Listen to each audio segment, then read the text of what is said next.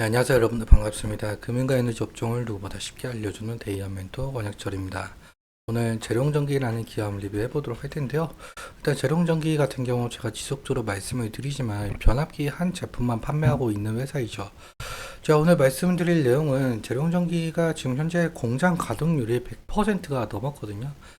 공장 가동률이 높다라는 소리는 결국에는 이 수주 공시가 아직 많이 남아있다는 소리겠죠. 그렇다면 이 매출적으로도 어느 정도 도움이 될 가능성이 높은데요. 그래서 공장 가동률, 그리고 실적 부분에 대해서 좀 말씀을 드리려고 합니다. 그리고 재룡전기 같은 경우, 앞서 말씀을 드렸다시피, 이 변압기 한 제품만 판매하고 있는 회사이기 때문에 사실 말씀드릴 수 있는 게 한정적이라고 생각을 하고 있습니다. 모멘텀이 있더라도 이 모멘텀을 계속적으로 끌고 가는 회사이기 때문에, 그래서 오늘 복귀 형식으로 재룡전기가 어떤 모멘텀을 가지면서 상승을 하고 있는지 함께 확인해 보면서 천천히 나눠보도록 하겠습니다. 먼저 시작하기 전에 저희 데이업 채널에 오시면은 모든 종목들을 커버해드리고 있으니까 찾아와 주시면 정말 감사하겠고, 제 영상도 끝까지 지켜봐 주시면서 댓글로 궁금하신 것들 남겨주시면은 다음 영상에서 말씀을 드리도록 하겠습니다. 그러면 재룡전기 바로 보도록 할게요. 재룡전기의 경우에는 앞서 말씀드렸다시피 변압기 비중이 100%라서 이 변압기에 대한 모멘텀을 좀 알아야 될 것 같은데요.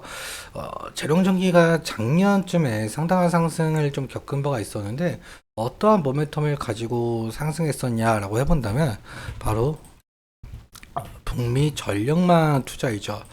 지금 현재 북미 같은 경우 전력망이 상당히 노후화된 상황이에요. 다음 자료를 보시면 알 수 있을 것 같은데요. 이 자료 같은 경우 출처가 미국 에너지청이고 변압기가 언제 설치가 되었는지 나타내는 자료입니다. 보통적으로 지금 미국 같은 경우는 1950년대와 80년대 상당히 많은 변압기가 설치되었는데, 보통적으로 이 변압기 같은 경우는 수명이 25년에서 30년이라고 한답니다. 사실 그렇다면은 상당히 노후화된 점이 있다라는 소리겠죠.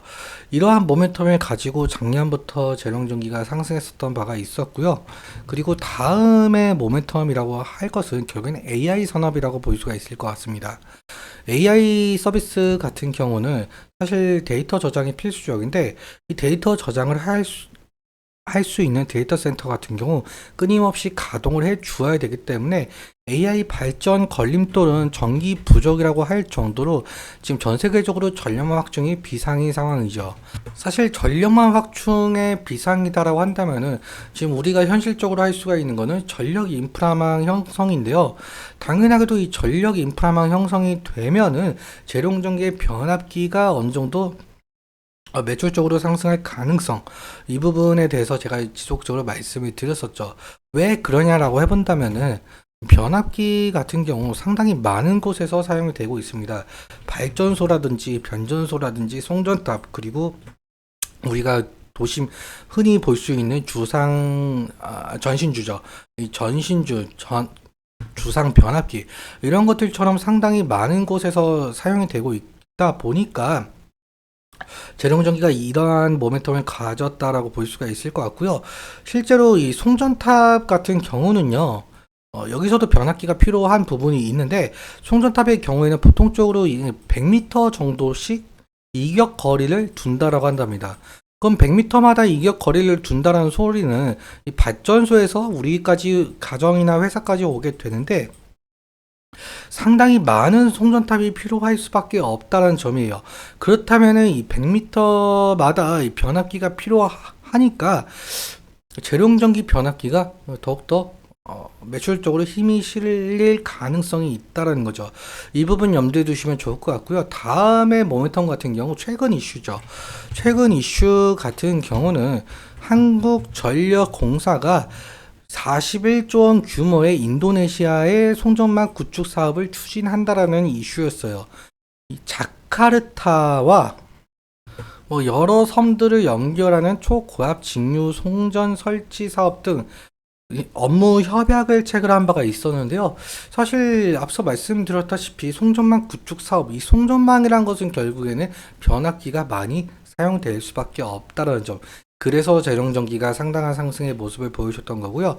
실제로 지금 공장 가동률을 보자라고 한다면 공장 가동률이 지금 130%가량 100%가 실제로 넘었죠.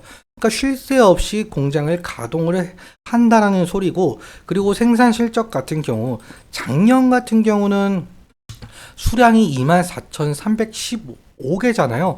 그런데 1분기만 7,886개를 생산했다라고 한답니다. 사실상 뭐 단순 계산으로 따져보자라고 한다면요. 7,886 곱하기 1년에 4분기니까 4 곱하면 31,544개. 작년에 비해 약 한 7,000개 정도 더 생산을 하고 있다라고 보시면 될 것 같습니다.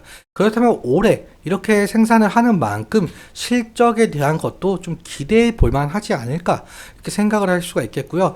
차트적인 부분에 대해서 좀 들어가 보자라고 한다면, 재룡전기가 6월 21일 저번 주 금요일이었죠. 저번 주 금요일에 또 24%까지 상승을 했다가 살짝 윗꼬리가 달리면서 17% 마감을 했는데요. 그리고 어제 같은 경우는 어느 정도 조정이 나온 모습을 좀 보실 수가 있습니다. 제가 말씀을 지속적으로 드리지만, 재룡전기 같은 경우 지금 현재 신고가 위치에 하다 보니까 이 상승 시마다 차익 실현 매물이 나올 수밖에 없다는 점, 이 부분 좀 생각해 주시면 좋을 것 같고요. 그다음 우리는 조정이 왔을 때 어느 구간을 지지라인으로 봐야 되는 것인가 라고 해본다면, 지금 바로 밑에 5일선이라는 구간이 있죠. 5일선 구간을 이탈을 할 시에는 리스크적인 관리는 필요할 수 있을 것으로 보이고 있고요. 만약에 5일선을 지지받으면서 다시 상승을 해준다고 한다면은 신고가가 다시 나올 가능성이 상당히 높겠죠. 수급적인 측면도 함께 살펴보자라고 한다면, 제가 3월 4일부로 설정을 했는데 3월 4일부로 상당한 상승이 나왔기 때문에 3월 4일로 기간을 설정했고요. 3월 4일 이후로 개인 같은 경우 220만 주 정도 매도가 되고 있는 상황이고, 외국인 같은 경우는 220만 주, 기간은 16만 주 매수가 되고 있는 상황이죠. 사실 이 외국인의 매수세가 상당 부분 강하다 보니까, 사실 이 외국인이 재룡전기의 주가를 끌어올렸다라고 표현을 할 수 있을 정도로 외국인의 매수세가 상당히 강한데요. 그렇다면 이 외국인의 매수세가 매도세로 돌아오게 된다고 한다면, 재룡전기 주가에 조정이 올 가능성이 상당히 높겠죠. 그래서 이 외국인의 수급도 잘 살펴봐야 되는 건데, 실제로 오늘과 어제 같은 경우는 외국인이 매도를 보였습니다. 그런데 차트를 보시면 오늘과 어제 음봉이 나왔잖아요. 그리고 이 금요일날, 저번 주 금요일날 외국인의 매수세로 이렇게 상승을 했었다. 그러니까 결국에는 외국인의 매수세가 상당히 중요하다라고 볼 수가 있을 것 같습니다.